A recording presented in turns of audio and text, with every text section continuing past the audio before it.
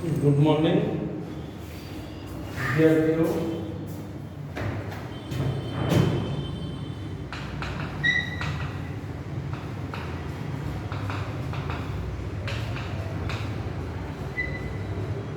બરાબર, 8મા પાઠની અંદર આપણે ગયા લેક્ચરમાં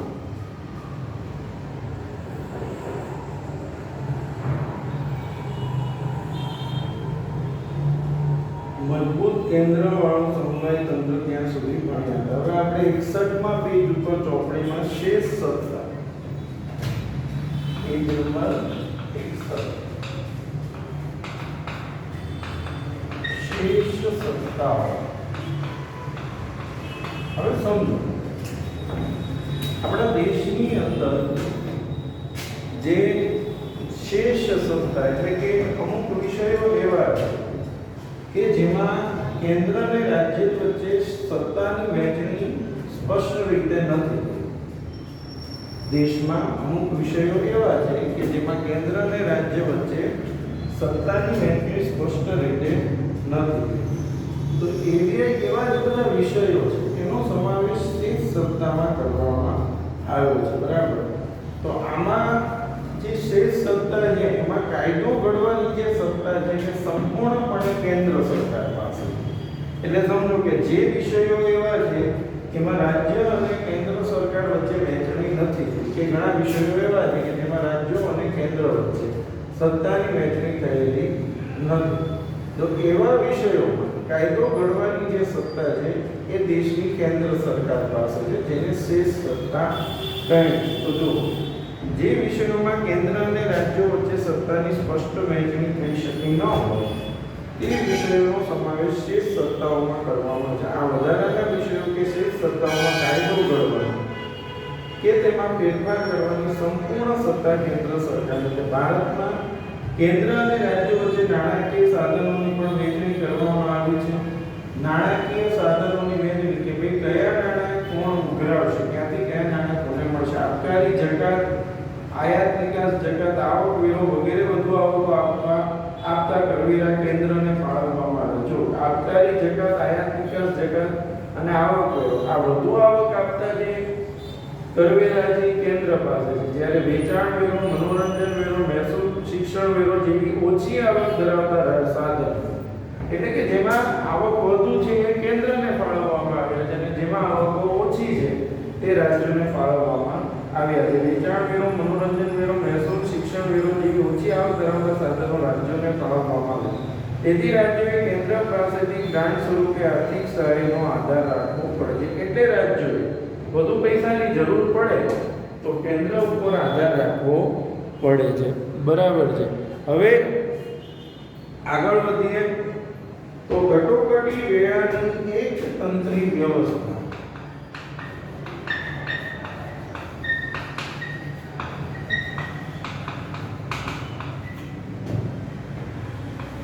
હવે પહેલી વસ્તુ, કટોકટી કોને કહેવાય? તો જ્યારે દેશની અંદર કોઈ પણ પ્રકારની એવી પરિસ્થિતિનું નિર્માણ થાય, કોઈ દેશ સાથે યુદ્ધ થાય કે કોઈ કુદરતી મોટી આપત્તિ આવી પડે અથવા દેશની અંદર કોઈ અલગ પ્રકારનું વાતાવરણ ઊભું થાય અથવા તો કોઈ દેશની અંદર કોઈક બાહ્ય આક્રમણો, તો આવા સંજોગોમાં જે સંપૂર્ણ સત્તા છે એ આપણા દેશની અંદર ત્યારે એ સમયે રાષ્ટ્રપતિ શાસન લાગે છે અને દેશના જે રાષ્ટ્રપ્રમુખ છે તેના હાથમાં આખા દેશનું સંચાલન આવી જાય છે. આજે કટોકટી વેળા, કટોકટી છે કેવા કેવા પ્રકારની હોય એ પણ આપણે ભણીશું. કે દેશની અંદર જ્યારે યુદ્ધ થાય અથવા કોઈ બાહ્ય આક્રમણો થાય અથવા કોઈ મોટી કુદરતી આપત્તિ આવી જાય તો એવા સમયમાં આખા દેશનું જે સંચાલન છે એ દેશની સરકાર પોતાના હાથમાં લઈ લે છે. તો આ જે સત્તા છે એના વિશે આપણે સમજીશું. જો ભારતના બંધારણમાં 3 પ્રકારની કટોકટીની જોગવાઈ કરવામાં આવી છે. બરાબર છે. એમાં પહેલી છે સલામતી વિષયક કટોકટી. 3 પ્રકારની કટોકટીની વાત કરવામાં આવી છે. એમાં પહેલી પહેલી છે સલામતી વિષયક કટોકટી. યુદ્ધ, બાહ્ય આક્રમણ કે સશસ્ત્ર બળો જેવા સંજોગોમાં રાષ્ટ્રીય સલામતી જોખમાય એવી પરિસ્થિતિમાં દેશમાં સલામતી વિષયક કટોકટી જાહેર કરી શકાય છે. યુદ્ધ, બાહ્ય આક્રમણ, યુદ્ધ, બાહ્ય આક્રમણ કે સશસ્ત્ર બળો કે દેશની અંદર સશસ્ત્ર બળો આવી કોઈ પણ પરિસ્થિતિનું નિર્માણ તો તેને તે સમયે દેશમાં સલામતી વિષયક કટોકટી જાહેર કરી શકાય છે. બરાબર. બીજું,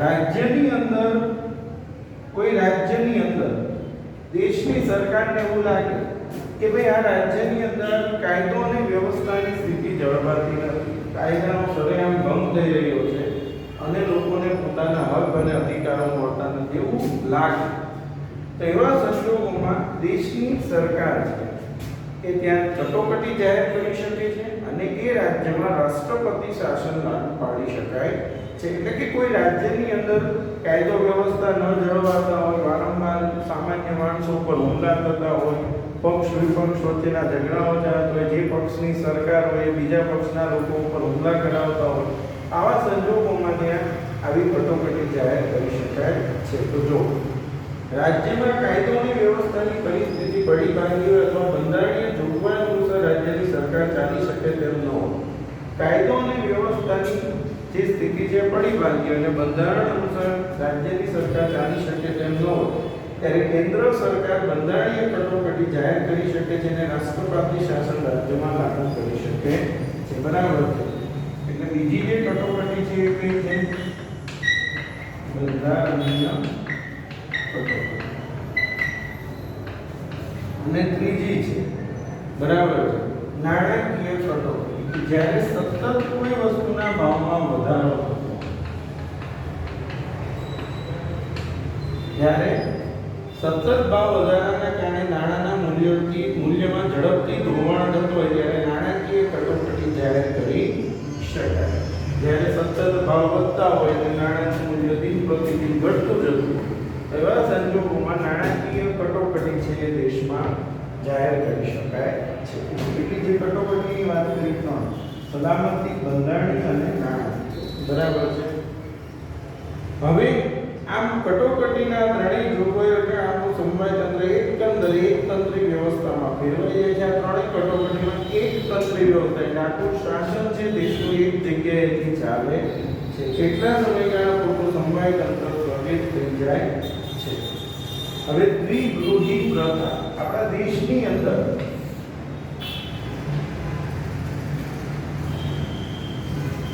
બરાબર દ્વિગૃહી પ્રથાની વાત છે. તો આપણે બધા જાણીએ છીએ કે આપણા દેશની અંદર બે ગૃહો છે, ઉપલું ગૃહ અને નીચલું ગૃહ. ઉપલું ગૃહ એટલે રાજ્યસભા, નીચલું ગૃહ એટલે લોકસભા. બરાબર છે. દેશની અંદર કેટલા ગૃહો છે? બે. કયા બે છે? ઉપલું ગૃહ અને નીચલું ગૃહ. તો ઉપલું ગૃહ એટલે રાજ્યસભા,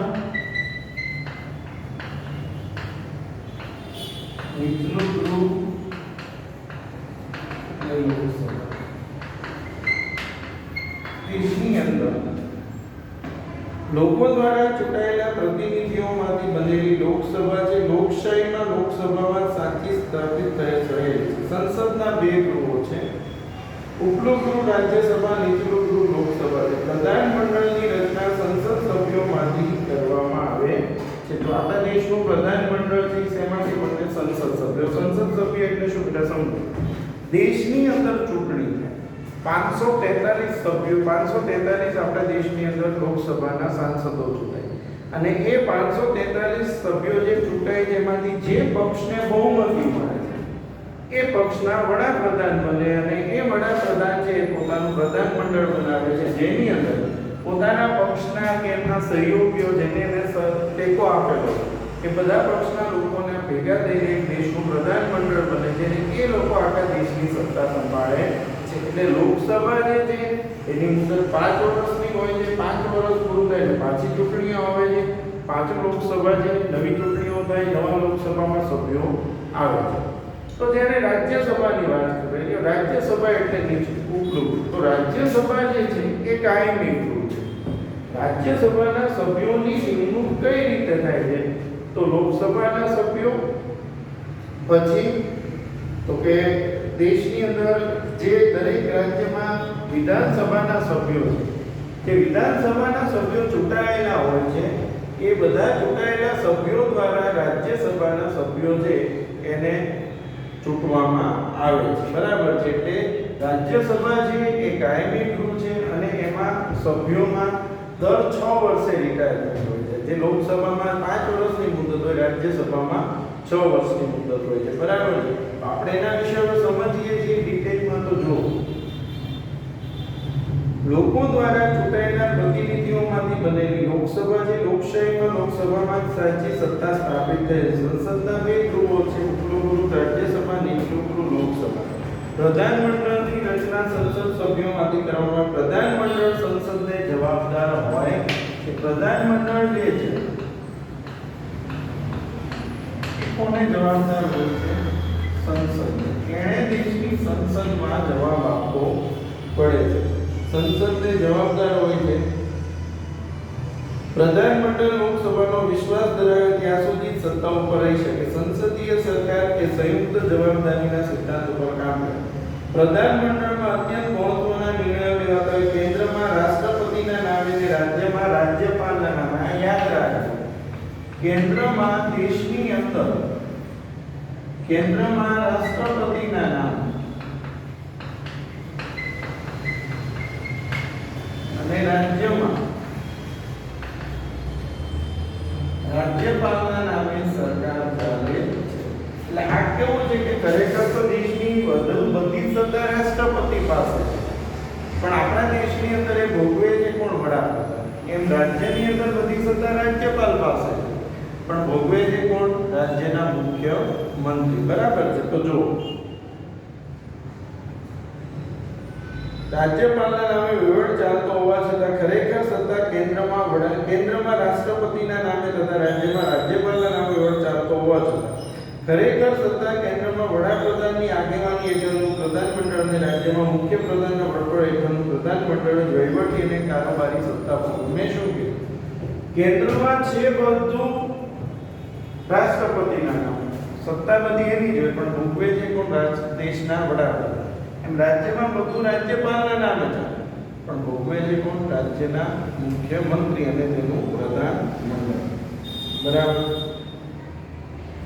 રાજ્યનું પ્રધાનમંડળ રાજ્યની વિધાનસભાને જવાબદાર હોય છે. લોકસભા એ કાયમી ગૃહ નથી, તેની મુદત 5 વર્ષની હોય છે. લોકસભા એ કાયમી ગૃહ નથી.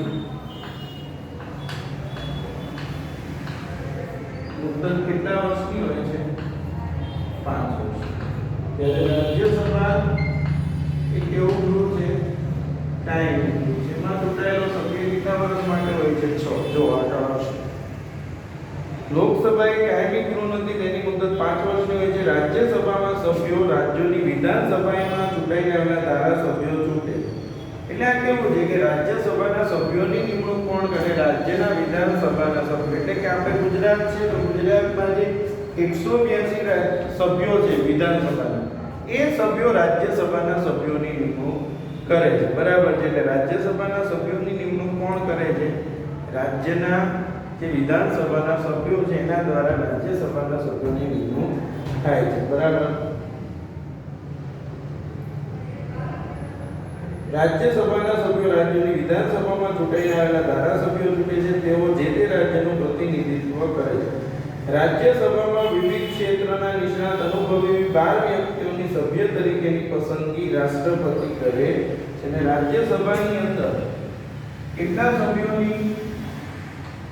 12 સભ્યોની પસંદગી રાષ્ટ્રપતિ દ્વારા કરવામાં આવે છે. રાષ્ટ્રપતિ જે 12 સભ્યોની પસંદગી કરે છે. રાજ્યસભા એ કાયમી ગૃહ છે. તેના 1/3 સભ્યો દર 2 વર્ષે નિમણૂક થાય છે. કેટલા સભ્યો? 1/3 સભ્યો દર 2 વર્ષે નિવૃત્ત થાય છે. તમે કીધું 6 વર્ષની મુદત હોય, બરાબર છે. કેટલા સભ્યો ફરીથી પસંદગી બરાબર ચૂંટવાને પાત્ર છે? જેટલા સભ્યો નિવૃત્ત થાય એટલા નવા સભ્યો આવે. એટલે 1/3 સભ્યો રિટાયર થશે, સામે 1/3 સભ્યો નવા આવશે. એટલે એક સભ્ય જે કેટલા વર્ષ રહેશે? 6 વર્ષ, બરાબર. આમ રાજ્યસભાનો 6 વર્ષ સુધીનું સભ્યપદ ધરાવે છે. રાજ્યસભાની સત્તા પ્રમાણમાં ઓછી છે, જ્યારે લોકસભાની સત્તા વિશેષ ચડિયાતી અને નિર્ણય છે. રાજ્યસભાનું સંપૂર્ણપણે વિસર્જન થતું નથી અને દેશની અંદર વધુ સત્તા કોની પાસે છે? લોકસભા. રાજ્યસભાની સત્તાઓ કેવી છે? મર્યાદિત છે, જ્યારે રાજ્યસભાની જે સત્તાઓ છે એ ઓછી છે અને લોકસભાની સત્તાઓ છે એ કેવી છે? વધારે છે, બરાબર. એટલે આપણે જે આ વાત કરી કે દેશની અંદર કઈ રીતે દેશની શાસન વ્યવસ્થા ચાલે છે, ઉપલું ગૃહ નીચલું ગૃહ. હવે જે આવે છે એની પછીનો ટોપિક એ છે સ્વતંત્ર, નિષ્પક્ષ અને એકીકૃત ન્યાયતંત્ર. તો આપણા દેશનું જે ન્યાયતંત્ર છે સ્વતંત્ર, નિષ્પક્ષ અને એકીકૃત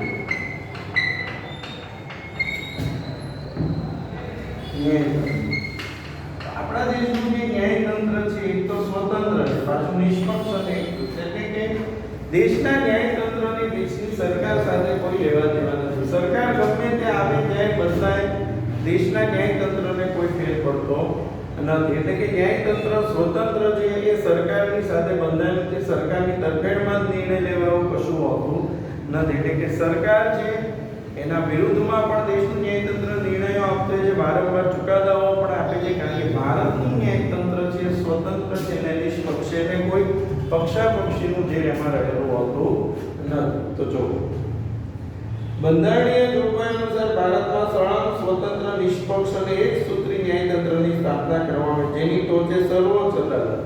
ન્યાયતંત્રમાં ટોચ ઉપર કોણ છે? સર્વોચ્ચ અદાલત.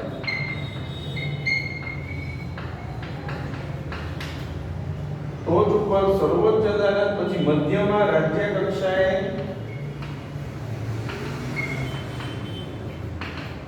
વડી અદાલત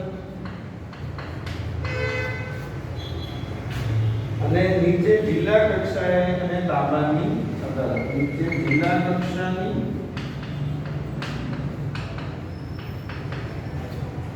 અને તાબાની અદાલત, બરાબર છે. અદાલતો માટે કામ કરે છે. અને ઉપરાંત વિશેષ અદાલતો, સર્વોચ્ચ અદાલતના ચુકાદા, જે સર્વોચ્ચ અદાલત જે ચુકાદો આપે છે ભારતના તમામ અદાલતો માટે બંધન કરતા છે. એટલે કે તમામ અદાલતોએ સર્વોચ્ચ અદાલતના ચુકાદાઓ છે એનું પાલન કરવું પડે છે. સંઘ સરકાર અને રાજ્ય સરકાર વચ્ચે બંધારણીય બાબતો કે કાયદાના અર્થઘટન અંગે વિવાદ થાય તો તેના ઉકેલની અંતિમ સત્તા સર્વોચ્ચ અદાલતની છે. કોઈ કેન્દ્ર સરકાર અને રાજ્ય સરકાર વચ્ચે કોઈ કાયદાની બાબતમાં કોઈ અર્થઘટનમાં કોઈ માથાકૂટ હોય, બે રાજ્ય સરકાર અને કેન્દ્ર સરકાર વચ્ચે કોઈ ઝઘડો હોય, તો એમાં પણ અંતિમ ચુકાદો આપવાની સત્તા કોની પાસે છે? સર્વોચ્ચ અદાલત પાસે છે. અને ન્યાયતંત્ર જે એ કારોબારીથી સ્વતંત્ર છે. બંધારણના રક્ષક અને વાલી તરીકે ન્યાયતંત્ર નાગરિકોના અધિકારોનું રક્ષણ કરે છે. એટલે તમે સમજો કે બંધારણના રક્ષક તરીકે આજે આપણા બધાનું રક્ષણ જે છે એ કોણ કરે છે? ન્યાયતંત્ર કરે. એટલે આ સ્વતંત્ર, નિષ્પક્ષ ન્યાયતંત્ર જે ભારતમાં છે એની આપણે વાત કરી. પરિવાર સમજો શું કીધું કે ભારતમાં ન્યાયતંત્રમાં ટોચ ઉપર કોણ છે? સર્વોચ્ચ અદાલત. ત્યાર પછી મધ્યમાં રાજ્યની વડી અદાલતો, જેને નીચે જિલ્લા કક્ષાની તાબાની અદાલતો અને અન્ય અદાલતોનો સમાવેશ થાય છે. સર્વોચ્ચ અદાલતના જે ચુકાદાઓ છે એ દરેક અદાલતને બંધન કરતા છે. દરેક અદાલતોએ સર્વોચ્ચ અદાલતના ચુકાદાઓ છે એનું પાલન કરવાનું રહે છે. એની બહાર કોઈ પણ અદાલત છે એ જઈ શકતી નથી. બીજું, કોઈ બાબત અંગે કેન્દ્ર અને રાજ્ય સરકાર વચ્ચે ઝઘડો, કોઈ નિયમો માટે કોઈ ઝઘડા હોય, કોઈ બાબતમાં કોઈ બંને વચ્ચે વિવાદ હોય, તો ત્યારે અંતિમ ચુકાદો સર્વોચ્ચ અદાલત આપે છે. અને સર્વોચ્ચ અદાલતનો જે ચુકાદો છે એ એ દરેક સરકારને, દરેક રાજ્ય કે કેન્દ્ર સરકારે એનું પાલન કરવું પડે છે. બરાબર છે. આમ ભારતના રક્ષક તરીકે, દેશના લોકોના રક્ષક વાલી તરીકે લોકોના હકોને બચાવવામાં સર્વોચ્ચ અદાલત એ સૌથી અગત્યનું કામ કરે છે. હવે આવતા લેક્ચરમાં આપણે 8માથી 14મા સુધીના જે મુદ્દાઓ છે એ આપણે અભ્યાસ કરીશું. 8 થી 14. બરાબર છે. Thank you.